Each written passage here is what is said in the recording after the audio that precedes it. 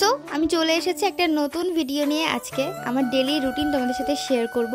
সকালে ঘুম থেকে উঠে ব্রাশ করার পরে আমাকে প্রথমে ঘরটা পরিষ্কার করে নিতে হয়, যেহেতু মায়ের প্রচুর কাজ থাকে সেজন্য ঘরের কাজগুলো আমিই করি। আর আজকে ওয়েদারটা কিন্তু অসাধারণ ছিল, কারণ কালকে রাতে প্রচুর পরিমাণ বৃষ্টি ঝড় হয়েছে, সেই জন্য সকাল সকাল প্রচণ্ড ঠান্ডাও ছিল। যেহেতু সবাই চা খাবে বাড়ির, সেই জন্য আমি একটু চা বসিয়ে দিলাম মার জন্য, বোনের জন্য, দাদুর জন্য। তারপর তাদেরকে চা দিয়ে আমি চলে গেলাম আমার কাজে। প্রত্যেক দিন সকালেই আমি পড়তে বসি সব কাজ সেরে নেওয়ার পরে।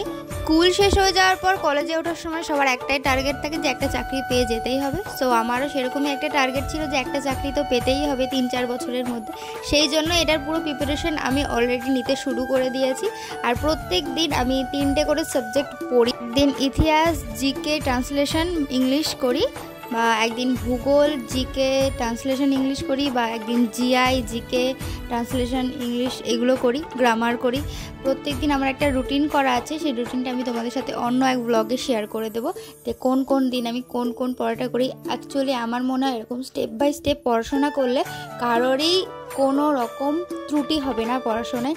এখনও পর্যন্ত আমার 3টে চাকরি পরীক্ষার ফর্ম ফিল আপ করা আছে, পিএসসি, সিএইচএসএল আর ডাব্লিউবিপি কেপি। ডাব্লিউবিপি কেপির পরীক্ষাটা হয়তো আগে হবে, তার জন্য আমি ডাব্লিউবিপি কেপির পরীক্ষার প্রিপারেশনটাই আগে থেকে নিচ্ছি। পিএসসিটা যেহেতু অনেক দেরি আছে, ডিসেম্বরের দিকে হবে, সেই জন্য ওইটা আমি এখন খুব একটা নিচ্ছি না, ওটা খুব অল্প সময় পড়ি।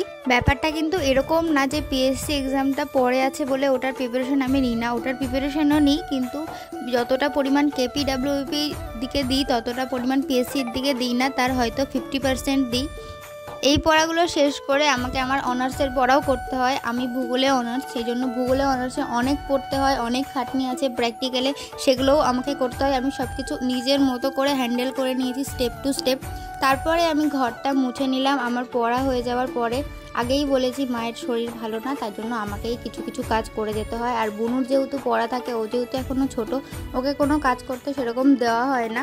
ও টিউশনে চলে গেছে সকাল সকাল, সেই জন্য ওকে এরকম কিছু বলা হয় না, কারণ টিউশন থেকে বাড়ি এসে আবার এই কাজগুলো করা, এগুলো তো ওর পক্ষে সম্ভব না।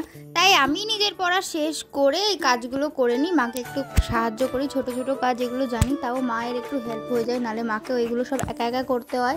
আর ডাব্লিউবিপি কেপির জন্য তোমরা কেউ কিছু আমাকে সাজেস্ট করতে পারো, আমি অনেকের কাছ থেকে সাজেশন নিয়েছি, তোমরাও আমাকে সাজেস্ট করো, কমেন্ট বক্সে জানাও কি বই পড়া যায়, কোন অনলাইন ক্লাস করলে ভালো হবে।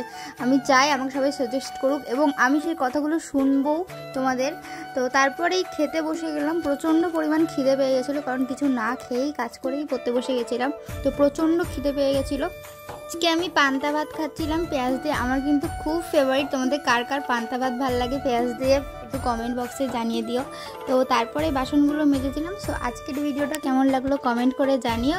টাটা, বাই বাই, দেখাবে নেক্সট ব্লগে।